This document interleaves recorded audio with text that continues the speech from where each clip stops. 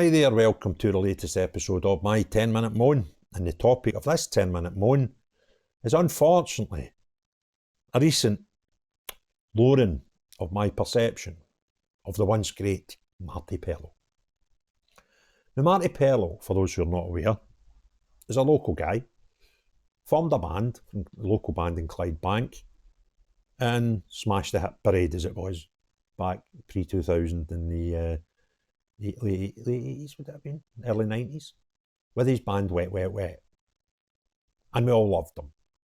And because they were Scottish, because they were from Glasgow, and I must admit, because they followed the Rangers, I had a soft spot for them. And another thing that made me a fan before they were even famous was my dad had a business and one of the shops was in Clydebank, and the guy in Clydebank, who was a music buff, had some connection to one of the band members and gave me a tape one day and said, go and listen to this. This is a fantastic new band who are going to be massive, called Wet Wet Wet. And I had this pirate tape of them prior to, I think, Popped Out, Sold Out was their first album. Before that even came out, I had a very rough tape of it that I played endlessly in the house and told all my friends about them. So that was MARTI PELLOW. Then MARTI PELLOW had some tough times in his life. He had addiction problems and he came through them, and he had a sort of semi-decent comeback within the last 5-10 years, and he was received well in Broadway and the West End in London when he started doing musicals and stuff. And I know recently he was doing comeback tours, sort of solo tours and things like that. And everything looked rosy for Marty, and we all went, oh, MARTI PELLOW, that's great, glad to see he's doing fine. But in the last 24 hours, unfortunately, my compassion and feelings towards Marty have totally reversed. And let me show you why. Here's a video Marty put out on social media just last night. Hi, it's MARTI PELLOW here, and November is Islamophobia Awareness Month in the UK. Now, this is a campaign aimed at raising awareness for Islamophobia and highlighting the positive contributions of Muslims to the UK society. The theme for 2024 is Seeds of Change, highlighting how small actions can lead to a significant change.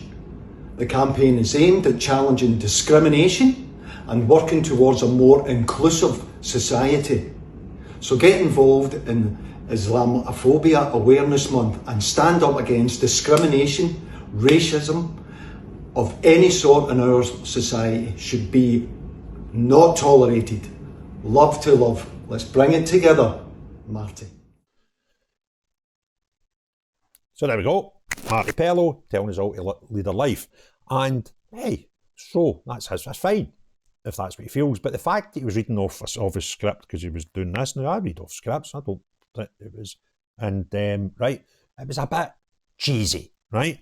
And my biggest problem with this Awareness Month, is we're well aware of the word Islamophobia because we kind of get it rammed down our throat 365 days of the year. I don't need to be made more aware of it in the month of November. I would quite like November to be Movember, you know, with all the moustaches, and we discuss something that you know affects 50% of the population, and that is prostate cancer. That's quite a good thing to make us aware and remind us every year, have a wee think about your prostate, because it affects a lot of men and it affects all creeds, colour and religion.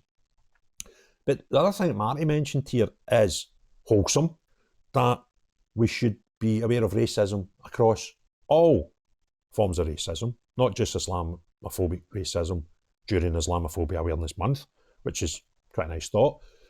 But that reminds me, why do we need an Islamophobia Awareness Month if there is racism in the UK? And let's not pretend it's, you know, there isn't. Just don't believe it's at the levels that we're meant to believe it is. Then why just concentrate on one form of racism? That's a bit odd. I kind of don't get that. And you know what? I will be termed Islamophobic for even producing this video, because that's how mental the whole thing is. Islamophobia as a word is not used against people who are racist towards Muslims. It is used and a word to describe anybody who doesn't just toe the party line when they talk about things like immigration, and in particular when we talk about things like terrorism, when these acts are often carried out by people of Muslim descent. So as soon as somebody says, oh, there's another one, or comments like that, you're Islamophobic, right? It's used as a weapon, not a tool to solve racism. We need to wake up and remember that, because it's not, in my understanding, what it's pushed as. Okay, so if you enjoyed the video, give it a thumbs up. If you've not already done so, please hit the subscribe and notifications button.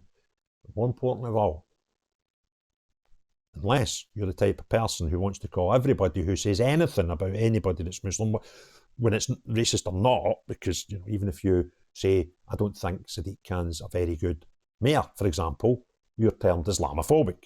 No, you're not. You're just pointing out that a guy in a job isn't very good at it, right? So let's stop the nonsense. Let's stop the noise. Let's deal with racism when it's there and it's proper, and let's stop throwing ex-celebrities in front of cameras to talk absolute nonsense about something that doesn't need discussed. We need to sort racism. Let's go sort it, right? Let's not have a wee month just for one version of racism that's actually misused a hell of a lot of the time. So, who's next? Who are we going to get next to be flung out in front of the cameras and tell us all we need to be aware of Islamophobia? Imagine having the audacity to do that. Imagine setting a camera in front of somebody and say, I'm going to tell the British people we need to be aware of Islamophobia. We're well aware of it. Mainstream newspapers. See, if you Google what's the most common word used in mainstream newspapers, it's probably right up there, right? It'll be top 10, maybe top 5, okay? Because we love to use the term. And I reckon majority of the time we use it. I've been called Islamophobic by our, or was it far right? Maybe it was both. By our then First Minister, Hamza Yousaf. Because I had the audacity to question why he turned a decision that was already made by our ministers about who to give money to, and that was UNICEF, and he overturned it up to amount and gave it to a totally different charity. And I went, well, hold on a minute, I would quite like to know why you done that. That makes me a far-right Islamophobe. Conspiracy theorist as well, by the way. That was flung in for good measure. So, everybody gets it. Everybody gets the term flung at them at some point, and it's nonsense. Where there is genuine racism, let's sort it out. That is not a bad thing to do. I put my hand up, that's a great idea, right? But let's not just have one full month just for one bit of it, which is often misused, okay? Give me your comments below, please. Thumbs up to the video, subscribe and notifications, that would be fantastic.